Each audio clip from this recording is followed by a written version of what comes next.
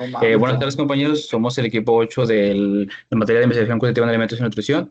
Vamos a presentar unas pequeñas entrevistas. Para primero introducir este trabajo, bueno, se presentan dos entrevistas que realizamos a personas que cuentan con una discapacidad física, con el objetivo de poder, bueno, conocer las experiencias que ellos tienen, una retrospectiva a través de sus vivencias después de haber tenido un pequeño, bueno, contratiempo en sus vidas. Se logra recabar testimonios de sus vivencias y de sus día a día con esta dicha discapacidad.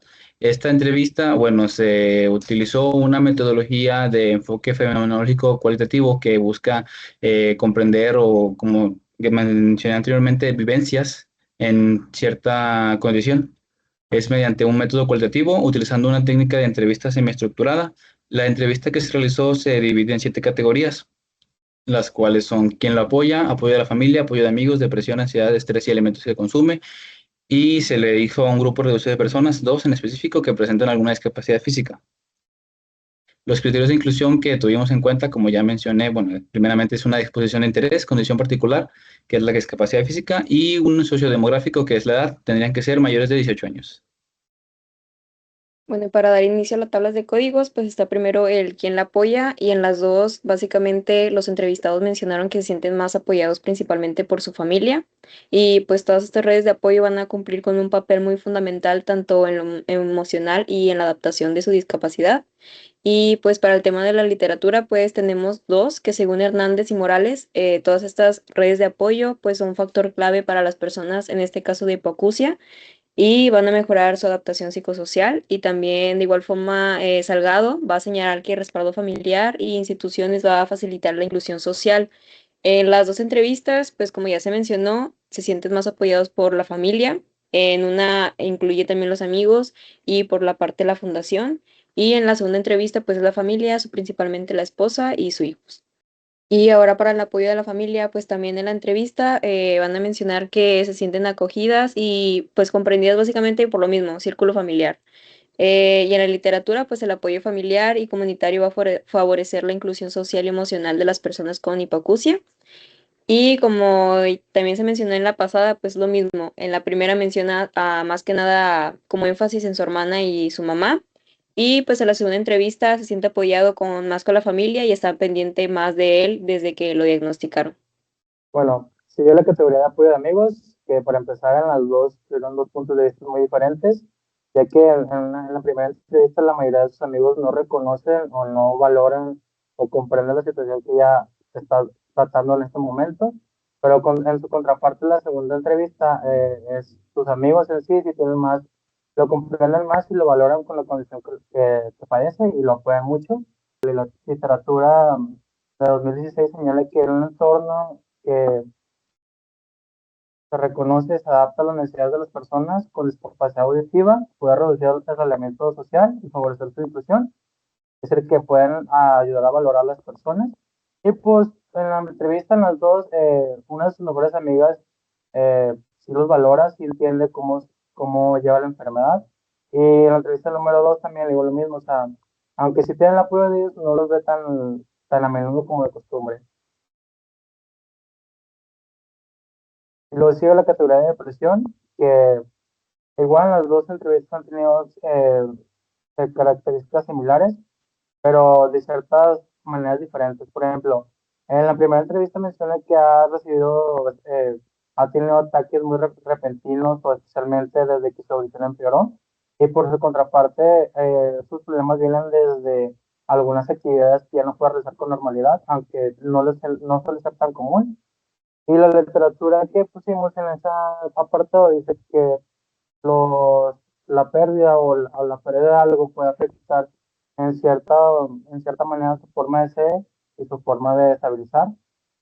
Y pues la cierta representativa en las dos fue algo muy largo y otra muy corta, ya que en la primera fue un poco muy extensa, que dice, justamente te deprimes por la situación social, que ya no siente problemas, que después de tantos años no hay muchos factores que la afectan. Y por su contraparte, la entrevista número dos dice, cuando uno no tiene ánimo, no quiere levantarse ni tener nada, o sea, una respuesta muy sencilla. Y en la categoría de ansiedad, pues su discurso es muy similar en las dos entrevistas. En la primera manifiesta ansiedad ante la incertidumbre del futuro, vivir sola, formar una familia o perder más audición, al igual que en la entrevista 2, que se menciona que se siente una inquietud en el cuerpo y en su mente que no la deja en paz. La literatura es la pérdida auditiva que puede generar sentimientos de aislamiento, duelo y baja autoestima, especialmente cuando hay falta de pertenencia. En la cita representativa, pues en la entrevista 1 nos mencionaron que la persona no se sentía a gusto en ninguna comunidad, al igual que estar rodeada de personas. Y en la entrevista 2 es como nos mencionó que ella siente una inquietud en el cuerpo, como uno no puede estar tranquilo, se acelera el corazón y pues no sabe por qué. Y siguiendo la categoría de ansiedad, pues en la entrevista 1 expresa sentimientos de estrés relacionados con las dificultades para establecer relaciones afectivas, especialmente de parejas, que perciben que su discapacidad influye negativamente en su vida amorosa. Al igual que en la entrevista 2, mencionó que expresa emociones de inquietud y de pánico en algunas ocasiones por esos sucesos que le suceden. Y en la literatura, según Ramírez, en 2020, el estrés en personas con hipoacausia puede derivarse de limitaciones en la comunicación interpersonal, lo que impacta en su autoestima y en la construcción de vínculos emocionales. Asimismo, López y Herrera en 2017 destacan que las barreras sociales y la estigmación de la discapacidad auditiva contribuyen al estrés crónico, especialmente en contextos donde se espera interacción emocional fluida. En la cita representativa, en la entrevista 1 nos menciona que el no tener novio o batallar para tener novio, de que hayan pasado tantos años y que no tenga novio no es algo como que le importe mucho o que le haga mucho ruido en la cabeza. Y en la entrevista 2 menciona que para ella no es una presión en el cuerpo o en la cabeza, sino es algo que la sobrepasa. Bueno, y para finalizar con la última parte de ansiedad, tenemos que primero que la entrevista número 1, en este no se mencionan hábitos alimentarios específicos, y este es un tema que no le preocupa a la entrevistada directamente. En la entrevista número 2 tenemos que menciona que cambió hábitos en su alimentación, quitando los embutidos y las grasas, y estos alimentos los sustituyó por alimentos un poco más saludables. En la literatura tenemos, según Pérez Mora, que aunque no siempre se expresan las emociones, influyen en el autocuidado alimentario en personas con discapacidad crónica.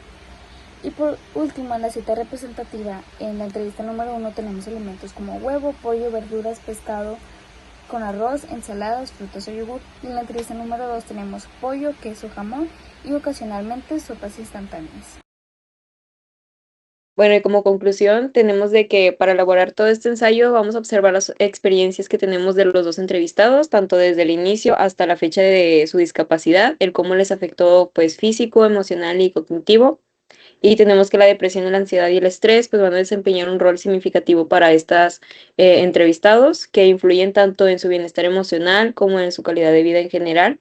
Y los trastornos pues pueden surgir como consecuencia de múltiples factores relacionados a la discapacidad que padecen y a la vez pues pueden agravar las dificultades que ya enfrentan en la actualidad. Y bueno, yo como conclusión saqué que las personas con alguna discapacidad física, bueno, pueden llegar a presentar episodios de depresión o ansiedad debido al enorme cambio en que se tiene en su rutina, dada por la pérdida de, no sé, poder caminar, poder correr o poder escuchar, como ya vimos. Este cambio, bueno, genera sentimientos o genera sentirse como un obstáculo para las demás personas y por ende, bueno, pueden derivar en una personalidad más solitaria, agresiva e intrapersonal, aunque también se puede ver que hay quienes pueden llegar a no sentirse de la misma manera, esto, bueno, aprendiendo a adaptarse a su situación, al cambio, y esto, bueno, parece ser una disyuntiva entre si decidir entre el desánimo o la esperanza. Bueno, y como conclusión, este trabajo a mí me permitió comprender cómo las personas con discapacidad sensorial y física viven el apoyo social, la ansiedad, la depresión, el estrés y sus hábitos alimentarios. Estas entrevistas también nos evidencian que estos factores están profundamente interrelacionados y que el acompañamiento familiar son claves para su bienestar. Y la literatura consultada nos refuerza la importancia de abordar estos casos desde un enfoque. Okay. Como conclusión, este ensayo, bueno, esta actividad me proporcionó un punto de vista eh, a detalle sobre las experiencias de los pacientes, o sea, de cómo lo viven, cómo padecen esto y cómo conviven con ello, ya que se enfocan en factores claves como su bienestar físico, emocional, ya que puede variar dependiendo de la persona, y esto puede jugar un papel crucial en su proceso de rehabilitación, ya que influye significativamente su percepción, es decir, sobre su situación, su capacidad para enfrentar desafíos. Asimismo, si sufre de ansiedad, depresión, estrés, se presentan como factores interrelacionados, ya que puede afectar tu proceso. y también sirve como una necesidad para abordar esos aspectos, no solo del ámbito físico, sino también del enfoque psicológico y emocional, ya que todo esto puede ser una gestión de factores, puede ser determinante para el éxito de su proceso de rehabilitación. Y como conclusión, por último, serían que las entrevistas realizadas nos permitieron conocer acerca de las vivencias de las personas con alguna discapacidad, destacando no solo los retos que enfrentan diariamente, sino también su resiliencia, las habilidades y deseos de una sociedad más justa e inclusiva, así como nos comentaron que pues a veces ellos no se sienten parte de la comunidad. Y sus testimonios nos recuerdan la importancia de eliminar barreras físicas y sociales, al igual que promover el respeto a la diversidad y garantizar el acceso equitativo y de oportunidades. Y también nos motiva a poder escuchar sus voces, nos invita a reflexionar, a actuar para construir un entorno verdaderamente accesible pues, para todo tipo de personas, así sea con discapacidad o no. Integral en la salud.